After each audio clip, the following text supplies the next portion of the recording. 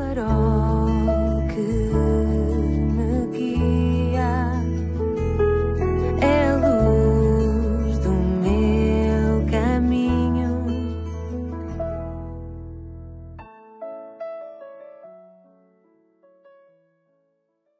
Bem-vindo à 275ª edição do programa Pedindo Luz. O tema hoje é dilúvio, mito ou realidade? Esta questão é multissecular, tem sido tema de conversa e de debate ao longo de muitas gerações. Para mim, basta que a Bíblia fale no assunto para saber que é verdade. A Bíblia é verdade e só diz a verdade. É verdade não só porque ela própria afirma ser a verdade, mas porque pessoas como eu, que a estudam, o têm confirmado. Eu sei que alguns discordarão daquilo que eu estou aqui a dizer, mas nunca a leram e muito menos a estudaram.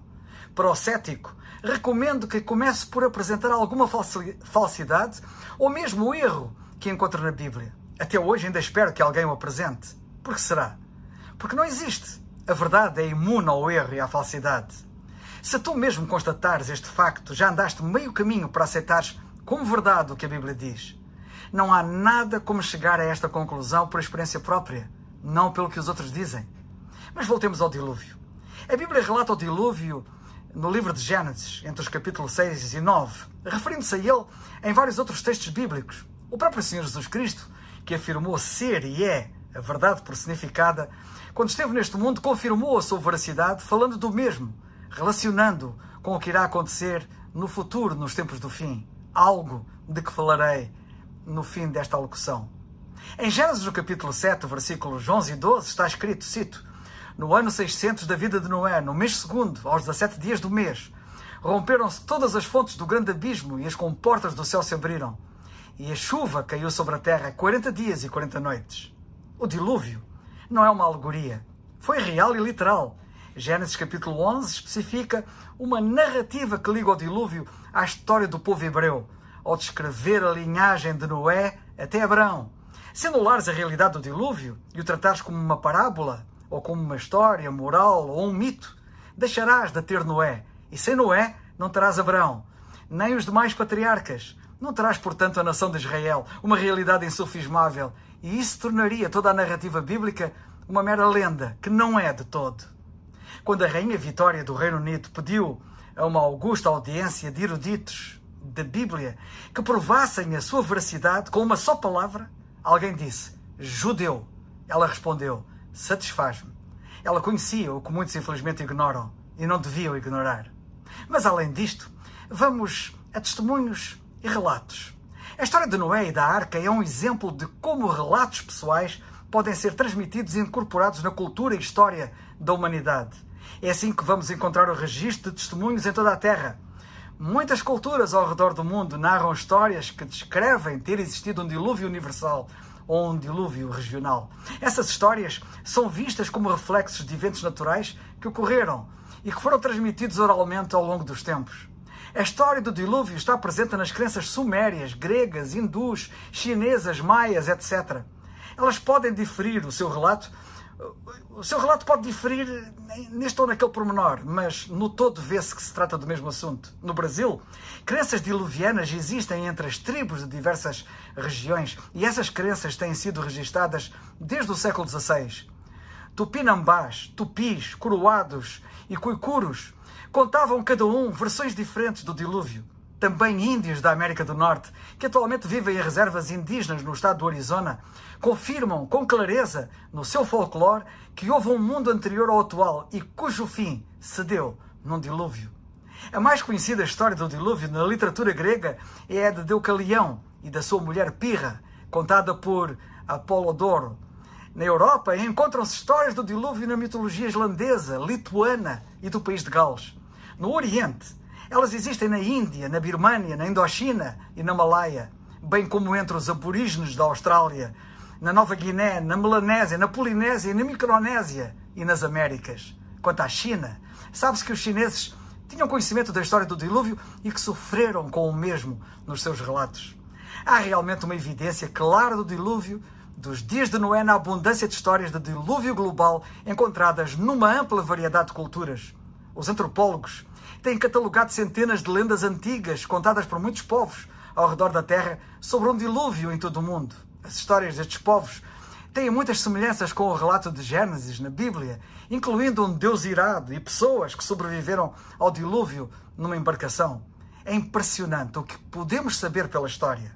A mais antiga citação histórica na história surge na obra epopeia de Gilgamesh, criada cerca do ano 2500 a.C., por um rei mesopotâmico, que relata o acontecimento. A história ali narrada tornou-se mais conhecida em todo o mundo como a história bíblica da Arca de Noé. A sua história, gravada em 12 tabuletas de barro, foi encontrada por Rawlinson em 1850 na cidade da Síria de Nínive, mais particularmente na biblioteca de tijolos do rei Assurbanipal.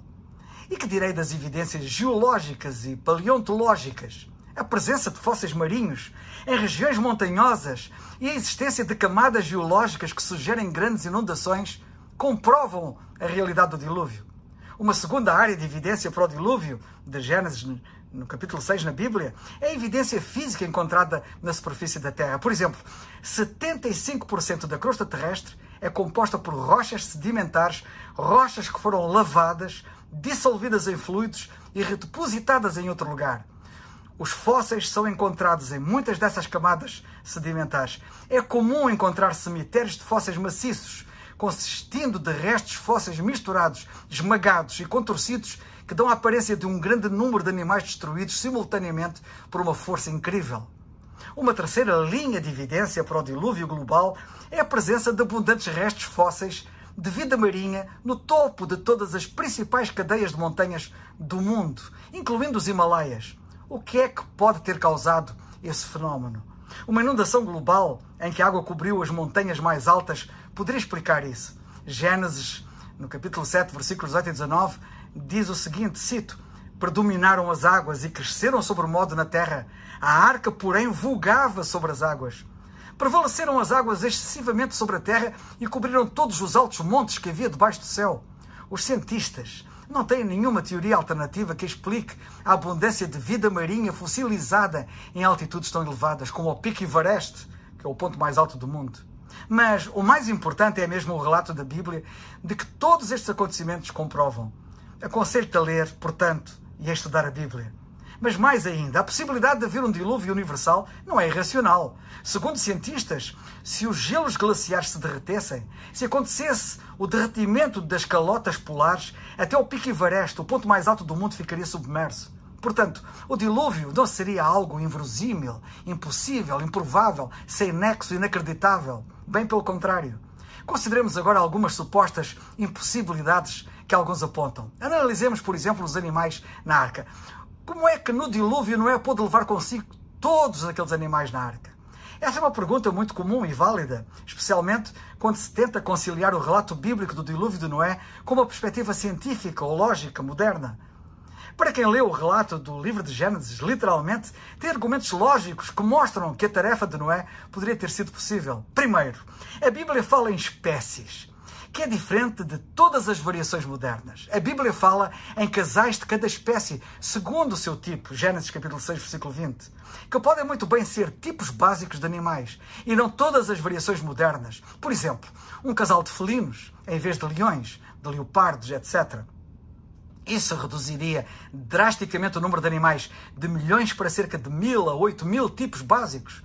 Depois é razoável supor que Noé não levou animais adultos e gigantes, mas exemplares jovens e menores, que ocupam menos espaço, que comem menos e que reproduziriam depois do dilúvio. E quanto às dimensões reais da arca?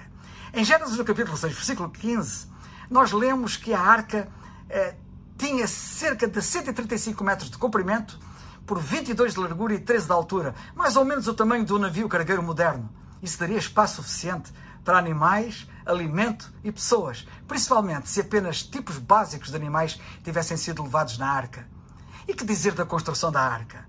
Muito se tem falado sobre a possibilidade de um homem tão antigo como Noé poder construir uma embarcação tão grande naquele tempo. Seria um empreendimento grande demais para alguém que vivesse nos dias de Noé? O cientista britânico Philby, em 1971, escreveu algo em que ele dá uma resposta ressonante. Parece razoável, diz ele, do ponto de vista natural, supor que Noé possuísse esse gênio para construir algo enorme, que acontece de tempos em tempos ao longo da história, construindo algo muito além das realizações dos seus contemporâneos. Foi este seguramente o tipo de gênio mostrado por Imhotep no desenho da pirâmide dos degraus, do arquiteto dos jardins suspensos de Babilónia, de Ictinos e de Calicrates na construção do Partenon, e de Chares, de Lindos, na edificação do Colosso de Rhodes. Se rejeitarmos a história e dissermos que a tarefa era excessivamente grandiosa e que homem algum poderia estar tão adiantado em relação aos seus contemporâneos, por coerência, então, temos que rejeitar igualmente todas as maravilhas do mundo antigo. Noé foi simplesmente, provavelmente, o primeiro nessa linha de génios que projetaram e construíram algo que excedeu em muito a capacidade dos seus contemporâneos. É isto que diz Philby. Embora o desenho arquitetónico tenha sido proveniente de Deus, não há necessidade de apelar para o miraculoso naquele engenho com respeito à construção da arca. A história antiga dá-nos vários exemplos de construções surpreendentes, de proporções espantosas para a época. E que dizer do cuidado a ter com os animais, tantos animais, no interior da arca? A Bíblia mostra que foi Deus que levou os animais até Noé, em Gênesis 6:20. E o mesmo Deus bem poderia tê-los feito entrar em estado de hibernação, por exemplo, o que reduziria ainda mais a necessidade de alimento e de espaço. Por que não? Não sei se foi isso que aconteceu ou não, mas pode muito bem ter sido uma possibilidade. A hibernação de animais é uma possibilidade, não é nenhuma ficção. Sobre os animais ainda, em 1961, John Whitcomb e Henry Morris publicaram o livro The Genesis Flood, o dilúvio de Gênesis, onde calcularam o número de animais que teriam entrado na arca. Todas as formas de vida marinha foram excluídas naturalmente, assim como as derivações de outras espécies, mantendo apenas as principais famílias. Eles consideraram o tamanho médio dos animais como sendo do tamanho de uma ovelha, no qual descobriram que 240 animais poderiam ter sido abrigados num espaço do tamanho de um vagão de comboio. A arca, por sua vez, tinha espaço suficiente para abrigar o conteúdo de 522 vagões de comboio. Assim sendo, seriam necessários apenas 146 vagões para comportar todas aquelas 35 mil variedades de animais, deixando 2/3 da arca para armazenamento de comida, água, etc. O relato bíblico do dilúvio presente no livro de Gênesis é uma fonte importante-chave para a compreensão do dilúvio e tem toda a credibilidade, portanto. Muito mais poderia aqui dizer para que percebesses que o dilúvio foi uma realidade e não um mito, mas penso ter dito o suficiente. Investiga por ti próprio. Agora presta atenção ao mais importante disto tudo, a saber o que disse o Senhor Jesus Cristo a este respeito. E isto é o mais importante. E sabes o que é que ele disse? Ele disse isto, cito: "E como foi nos dias de Noé, assim também será a vinda do Filho do Homem", que era ele próprio. Porquanto, assim como nos dias anteriores ao dilúvio, comiam, bebiam, casavam e davam-se em casamento, até ao dia em que Noé entrou na arca e não o perceberam, até que veio o dilúvio e os levou a todos em juízo, assim será também a vinda do Filho do Homem.